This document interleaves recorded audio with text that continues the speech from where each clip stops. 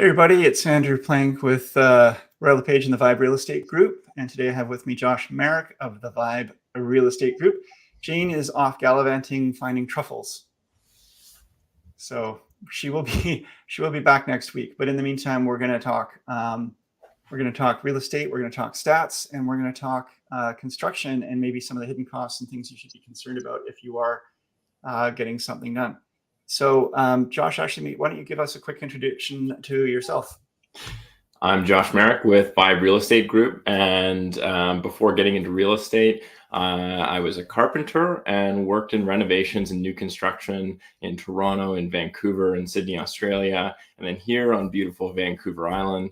My family have been carpenters for generations, and it's something I grew up in. I spent most of my life living in a renovation, and I'm going to try not to do that to my kids, but it did leave me with a deep knowledge of how to build things and what's going on with houses. So I bring that to every home that I walk in through, for better or worse. It's something I can't turn off. And yeah, I'm eager to chat a little bit about how that can serve my clients and some of the helpful tidbits that I've gleaned along the way. Sounds good. Okay. And so you said generations of carpenters, and yet your last name's not Carpenter. True. But I mean, I have a better name for a carpenter than you do, I've got to say. We're thinking realtor, actually. We might change it, but we got to see if my daughter picks up the... Oh, if she picks it up, yeah. I'm a second generation realtor, but my kids have no interest in it. So, which is actually wise. All right, so we're going to talk stats first, and then we'll get into talking some, like, we both have had experiences. I've on the receiving side of a couple of renovations, and Josh actually being involved in, well, doing his own and doing them for others. So we'll get into that in a moment. Let's talk stats though now. So this is what we see for the last week. New listings coming on, 320 new listings versus 169 pending. Josh, what are you noticing about the marketplace in general?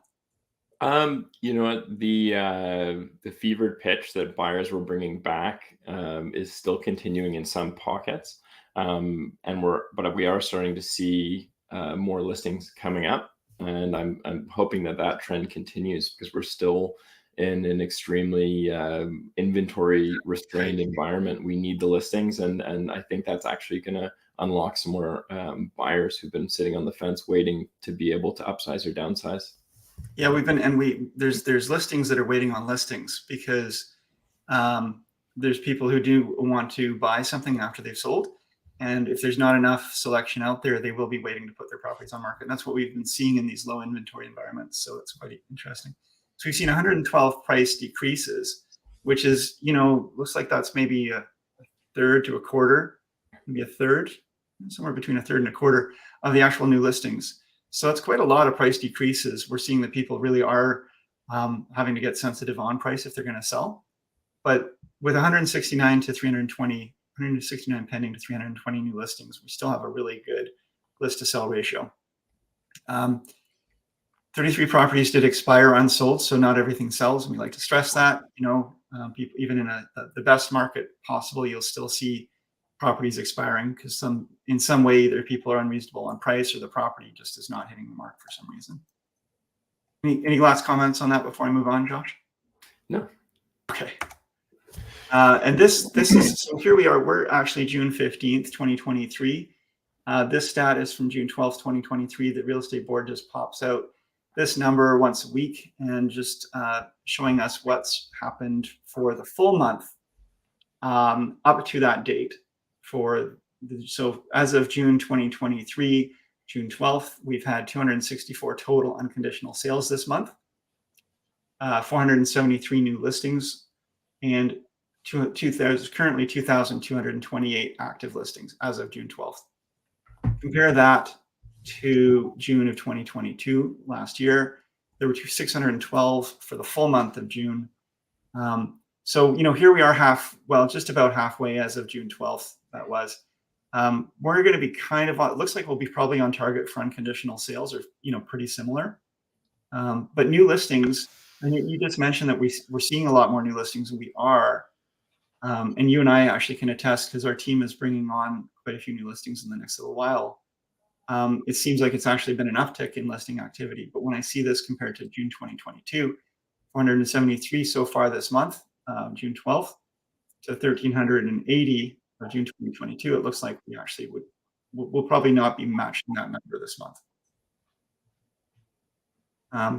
And then active listings is up 2,228 versus 2,059 last year. Okay. Inventory is building, but very slowly. Yeah. We're still a really long way away from a balanced or buyer's market. Yeah, agreed. That being said, interest rates have kicked in one hit recently, another quarter point, and we're hearing predictions of a couple more perhaps, which is, we've been tightening belts. I'm on a variable rate mortgage. It's hitting everybody that's on variable rate mortgage plus all the other costs of living. So I would expect and anticipate, and I'm actually hearing from some people who are, they're looking at listing because they're looking at it coming up for renewal on their mortgage. And they've been on a fixed rate term and they're not ready for the new rates when they come up for renewal. So how many renovations have you been involved in, Josh? I've personally lived through 3, and some of those were like 8 years long. And then as far as ones that I've done for clients, I can't even count, since I was, 16 or 17. So many renovations. 8 years of renovations that you lived through. Is this like the cobbler's children wear no shoes kind of thing? Like, did you just do this renovation and tell me about this 8-year renovation? This was more, and this is probably a circumstance that leads to a lot of people doing their own work and prolonged timelines. This was, our family growing up just couldn't afford to pay someone else to do all the work. And luckily our family was in construction, but we had to just kind of bite off pieces of the home as we could afford to do it, and as you could conscript your children to do it. So, right. We this is enforced training. This is great. It was, yeah. I actually didn't have a choice but to get the skill set.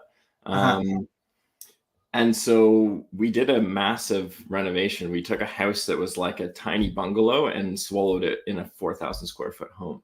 So really, if you had the money, you'd hire a general contractor, you'd knock the house down and you'd build new, and you'd end up in a similar place and a shorter timeline with less headache.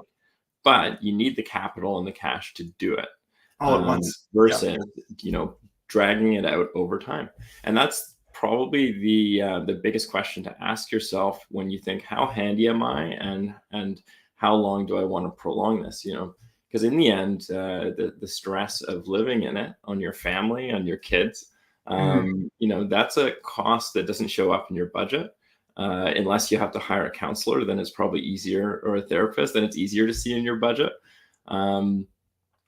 But if you can afford to, planning out and taking the hit financially up front to get it done in one foul swoop is the way to go. But we obviously all can't do that. And sweat equity is a real way to get ahead. And so we find ourselves in the balance of trying to manage a renovation, or trying to do some of the work, or doing it piece by piece, but being really methodical about the design and hiring the right person or people to help you is going to save you so much time and money. And I mentioned having run through a couple of renovations myself, and I'm thinking of the first one we did, and how much, if we hadn't done it, we wouldn't have had such a beautiful home back then at the time. But if we hadn't have done it, then we also would have been able to sock away more money and leverage that money later, and then perhaps get ourselves to a better point where we've got our house paid for. We can now pull equity out of it. We can now buy another property. Maybe we can get some construction financing and build something better. So there is a whole, argument for, do you piece away at this over time, or do you wait and forego the instant gratification of this? But I can certainly say that living inside a home while it was being renovated, not a fun process. Not a fun process at all, especially with young children. It's dusty, it's noisy. There's, you don't have access to some of your access to some of the rooms, of course, and some of the spaces. And then, of course, it also means that it increases costs, because the builders can't just go in and do their thing. They have to work around you and you're living as well. So Yeah, and so one of the hidden costs, I would say, that's hard to quantify is the mental load that you'll have. You know, your home is your sanctuary. It's a place at the end of the day that you try to unwind in, so that you can be ready to take on whatever it is that you do for money. I mean, if yeah. you're a carpenter or plumber, or you're in the trades yourself, you know, that's often the situation where you're going to do the renovation yourself. And But you're even calling in if favors and you've got friends, and I've got clients who do that like that's part of how they do their work. And Absolutely, and it's a great way to get ahead. I would say that you know, even myself, with the experience that I have, we can be overly ambitious with how much energy we actually have at the end of the day when we're yeah, done doing our jobs for clients and coming home and trying to do it. Those hours that you would normally spend recovering when you're in a renovation and you're getting them done, that really does compound over time, and it yeah. kind of bleeds into the other areas of your life, into your relationships, and into Mhm. the way you can show up for your clients, and the way that you make money in your day to day. You know, I years ago I was partnered with a colleague. We were working together in real estate, and he was really good at finding property deals, and he would buy these homes, and then he would work to fix them up and resell them and flip them. And what I noticed about that, and one of the friction points I think for us as a team, was that he it took him out of the real estate business and into the general contractor overseeing this flip of his business. And I looked at the end of the day of how much money he was making on this, and he did make money. But I think that if he put his time and efforts into client support, into building a business of real estate, uh, he would have done well. We would have done well or better. And so it was really interesting to watch how, we only have so much capacity in our minds, and for projects and for side projects and for side projects. And what's your passion? What's your purpose? What are you trying to do? And if you're constantly hopping around and you're really just doing it because this is an opportunity to make money, this is an opportunity to make money, and you're not picking a channel, you're not picking a channel, then you maybe not you're not winning on either side. Something else that I wanted to talk about was the aversion to hiring a general contractor Yeah. as opposed to managing it yourself. Because a lot of the times we'll feel that, okay, I don't want to pay a markup. I can go pick up tile. I can order windows. I can do these things that seem somewhat menial. But at the end of the day, they all stack up into a cohesive timeline that leads to an efficient delivery of the product. And when things go wrong, you're paying for a buffer of that stress for someone else to deal with it. If one piece of your renovation goes wrong, this happened recently to a friend. They were sourcing things, and there was a miscommunication between them and the window manufacturer. And the windows came in at a size that wasn't quite right. So they're very expensive piece of their renovation. Wow. The windows ended up all slightly smaller than they needed to be. So you've lost a little bit of light, you've lost a little bit of view. And at the end of the day, another trade, a carpenter has to now go in and modify all of your window openings. So the Could you cost imagine if they'd been bigger than needed? if they had been bigger, again, you have to go and start cutting and one small mistake, even if it was on the window company side of things, cost whatever the savings were immediately. Now, if the general contractor was the one who had made the mistake, or even if it was the window company, because there's that established relationship, they have a lot more clout in negotiating with those They're also less likely to make that mistake. They're less likely to make it. Mistakes happen, but suppliers don't necessarily like working with homeowners as much, and they don't have as much to lose by not serving you. If a general contractor says, I need you to fix this, they want to keep that general contractor's business, and they're much more likely to get it done quickly and with less headache. So avoiding having to deal with that, it is worth the cost of hiring someone to manage things for you. This is the same argument that we use in real estate when people say, I can sell the house myself.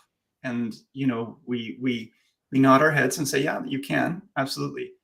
But it's not as easy as most people imagine. And, just because someone else can organize photographs or, put up a sign and, all the things that they think is involved in real estate, there's so much more under the hood, and there's so much that has to sort of weave together and fit together, and it's all part of a system. And if you don't engage that system, then you're not going to be getting all the benefits out of it. And so with a general contractor, they know the system intimately. They know what parts fit with what. They know what order to do things in. They know what to do. And this is the main key point: when there's a problem that arises, how to fix it when things aren't going well. Because what we're really hired for is to know what to do when things aren't going right, or to know how to correct a problem when it starts to go down, or even recognize it before it can get to a point where it's really a big problem. So this is the thing. I mean, I was just telling you before the show that I have some clients. I met with them recently. We were chatting about their renovation. They shared with me that they'd spent $25,000 on painting the inside of their home. And I thought that's a lot for painting the inside of a home. But they were under the gun because they had other folks lined up and they couldn't find anyone else to do the work. And so they had to hire a company to get it in, get it done, get it fast. And I feel like if it, that's water under the bridge, but perhaps if there had been a general contractor hired, they may have actually saved money and time. We don't know for sure, but I suspect that money and time would have been saved because they could have put everything together for themselves. And this is the risk that happens when you start to do it yourself. I would definitely not do it myself. Having just finished my own renovation here about 3 years ago, now that I've been in real estate for 4 years, as a ticketed journeyman carpenter, I will still be hiring a designer and very likely be hiring a general contractor for the next major renovation, and not living in it because of the some of the health aspects as well. The dust control, as meticulous as you can be, there's always going to be a certain amount of dust that gets into the environment, and you're breathing it in, and it's irritating, and not only for you but on your staff. Yeah, no, it's, I remember the drywall dust was on everything, and like going to, putting on my suit and trying to get out the door, and, there's hanging sheets of plastic that's supposed to be some sort of dust barrier, but you've got to push through them to get down the stairs. And you're just covered in dust by the time you get anywhere. And yeah, it was everywhere, and cleaning the house afterwards was just such a big deal. If someone was looking to hire a general contractor, or they're thinking of doing a renovation, what kind of 3 key pieces of advice would you tell them, and what should they be aware of? What are the things that maybe they're not aware of that they should be aware of? I would say deciding on the size of the contractor, their business, and what their offering is. So there's kind of a few different ways that you can go about it. You can hire the well-polished machine that has administrative support, that has project managers and managerial oversight, and then has carpenters beneath them and sub-trades that are trusted. And that's probably going to cost you the most because they have overhead that they need to cover.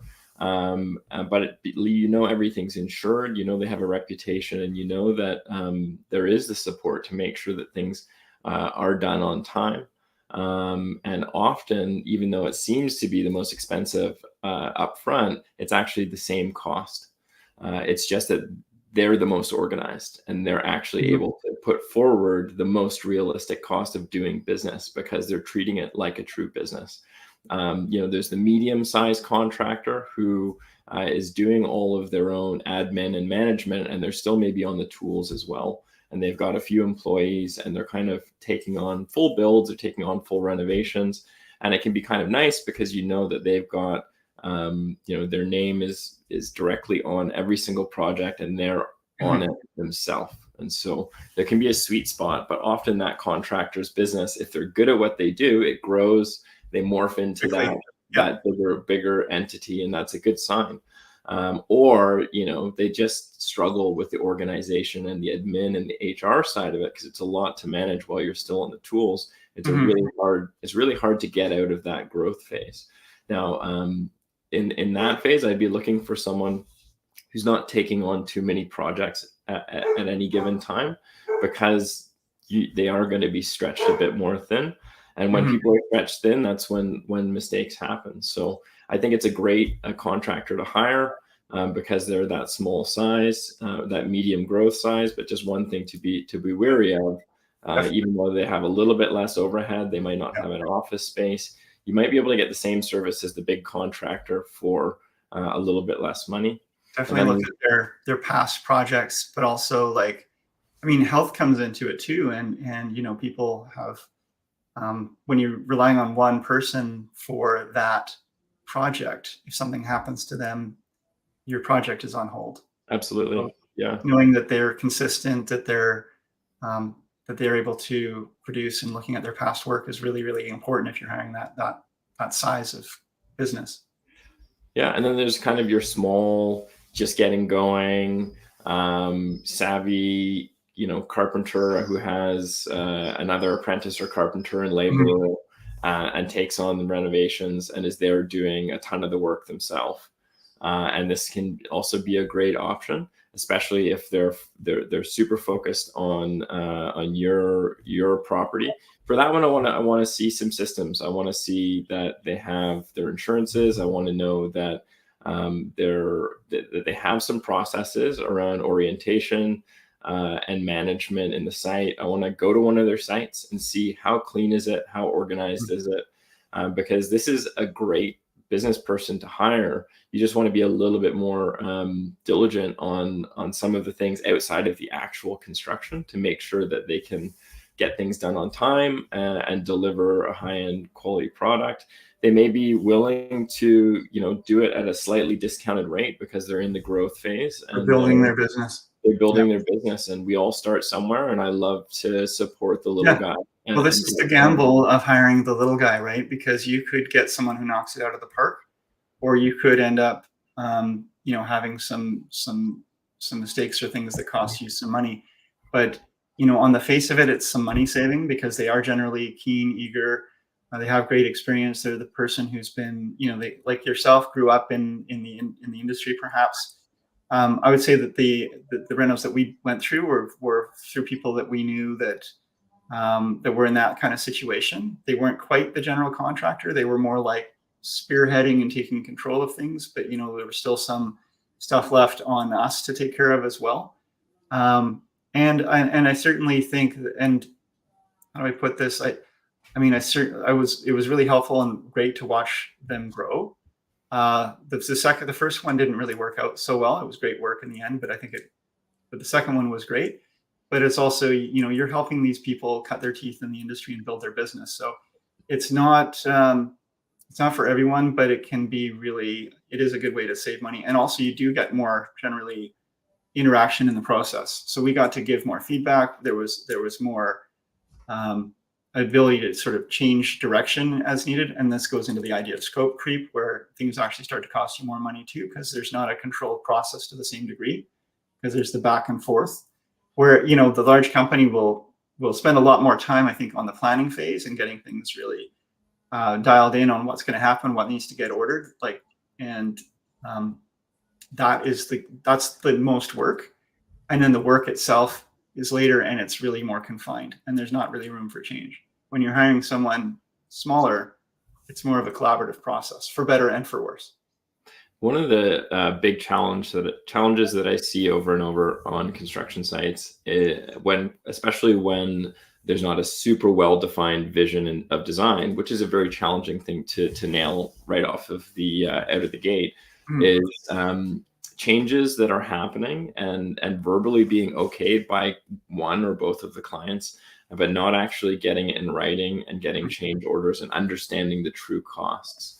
An electrician, a subtrade might be there, and you might say, oh, I'd love to have 3 more pot lights here, and let's change these switches to dimmers here. And he says, yeah, I can do it. And then you give the thumbs up verbally, but then at the end of the month, all of a sudden, this quote that you have, there's all these extras, and you think, I didn't sign up for an extra $15,000. What's going on here?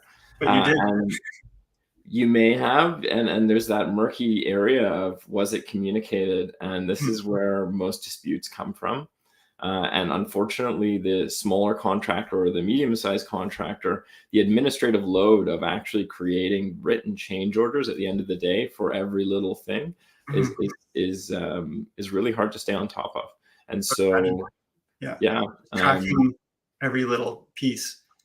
Just upgrading the quality of the pot lights, like you said, or making this little change or adding an extra pot light. Do you keep track of that, and how do you cost it out when you've given maybe a generalized quote for a whole project? Like, this is what it will be. But now, the parties to the contractor saying, well, what about this? And what about this? And I'd like this. And boy, sure, this will cost you an extra $100. Okay, that's not a lot of money. This will cost you another $500. Oh, that's not a lot of money. Okay, this over here will cost you $25 each. Well, that's not a lot of money. And then, as you said, it's $15,000, $20,000 more. Or your project is delayed, and because something got delayed because you added this thing, it now means that you can't get the plumber in on time because they were lined up for this date. Or something else gets out of order. It's really hard to order. Like, that was the thing I found with a renovation, was getting tradespeople in who are really busy to do the work on time, and especially when the work they're doing is relied upon for the next phase, and you've got somebody with tools ready to go, but you've got to wait a week for this other person who's now busy with a different project because something else got delayed. And we worked with a number of different, like, for example, the folks that we worked with for our gas fitting, that was a nightmare. I hired someone because they were initially helpful and upfront, and he wasn't part of the other. Like, there were a number of different projects on the go at one time, and I'd say that if we had worked with a larger company or more established company, we wouldn't have had the same kind of problems for that. Again, our contractor who was doing the work inside the house, amazing, great. We've formed a great relationship. I've really enjoyed watching what he does and how he does it. And he's got such a great sense of style in construction that I really respect what he does. And he was able to bring a lot to the table that helped guide us in our decision-making. But that's a rare find, I think. One of the other hidden costs that came to mind is after the job's done. So will the company be around in a few years if something does fail, or if there are issues? And so the larger the company, the more likely that they're actually going to be there to service the job that they've done. Whereas some smaller businesses, unfortunately, the failure rate is high, and in construction, it's a cyclical. The industry is cyclical. It goes with the property market. Labor moves around province to province. And so getting the best deal today might mean in a few years, if something needs to be taken care of, you're paying to get it done again because you can't get your contractor back in. Again, these are things that you weigh and risks that you weigh going into it, but you might not think of, because we inherently just look at the dollars we're spending today. It's very difficult for us to imagine, paying for it's like insurance. You hope you don't need it, but you do want it to be there. I think the one lesson I've learned in life pretty consistently, and I continue to relearn it, is that by trying to save money, it generally costs me money. If there's no such thing as a really good deal, and when somebody comes along and says, "Oh, I can do it for less," there's a reason, and it's really well worth it. Now, certainly hiring a large company, you still need to do your due diligence. You still need to confirm their standing in the industry, their reputation, their capacity. But when you find a good company, when I think about the most successful people that I know, they're not the ones that are out there trying to save a buck here and there. You pick your battles, and you hire good people to do good work. Something that I just want to end with here is you can lean on your real estate professional, especially if Mhm. you have someone with an in-depth knowledge of construction. We've built networks of trades over the years, both from being in the industry and from serving people in real estate, working for builder clients, working for tradespeople, as well as helping facilitate those tradespeople for our clients. Housing is what we do. Mhm. And Yeah. that means as well that you can lean on us as opposed to saying, I want to do all this research to find someone. You can say, Josh, Andrew, can you refer me a Yeah. great XYZ? And we can say, Yeah. Absolutely. Here's the young upstart. Here's the medium size. Here's Yeah. the well-oiled machine. Have Yeah. at it. Yeah. For sure. Hey, we got a couple comments here. Beverly Carter says, great topic. So thanks, Beverly. That's great to hear. And then we have Meredith Allen Gordon says, absolutely, get any and all changes in writing for sure. And then she also says, scope creep is the bane of all projects existence. So for sure, absolutely. Those are all really important pieces. I want to comment because last week, actually, I had in, speaking of sort of medium-sized companies, there was Devin Hutchison was in from Hutchison Contracting, and he was, would you call a medium-sized company or larger? You know what? They're now in the realm of large, but Large. they do bathroom renovations, Yeah. kitchens. They have the admin and the support. So I would say medium large. Yeah, because I got the impression that they had been medium and maybe were moving into large or were in that. That's a They do great some place to be commercial. actually if you're looking for a contractor. Yeah, absolutely. Now I haven't worked with him, so I can't speak to it, but I do. I mean, I was really enjoyed our talk, and I know you can speak to him. Yeah, all the clients I've referred to him have been thrilled. I've referred other Royal LePage realtors to him. They've been thrilled. I've actually worked alongside him for brief moments here and there. And yeah, You picking up a hammer? Yeah, briefly. We actually many years ago we did our carpentry apprenticeship together. So I can attest to the quality of his workmanship. And the fact that they stand by their work. But Hutchison Contracting are great. Good. Okay. So do your due diligence. If you're looking for contractors, we can connect you up, but always do your own due diligence as well. We are going to wrap things up because it's now 10 o'clock or a little bit after. Josh, if someone wants to reach you, how do they go about it? You can call me 778-679-3128. Always happy to chat. Or email me at josh.merrick@royallepage.ca. Excellent, Josh. Thanks for coming on today. I'm Andrew Plank with the Vibe Real Estate Group at Royal LePage. Josh and I are a newly formed group, but we're really enjoying the teaming up here. And I'm at 250-360-6106. Info@AndrewPlank is my email, info@andrewplank.com, I should say. And check out the website, andrewplank.com, or the Instagram, Plank Andrew. Thanks everybody for coming. Josh, any last words? Happy renovating. Happy renovating, everyone. Thanks so much.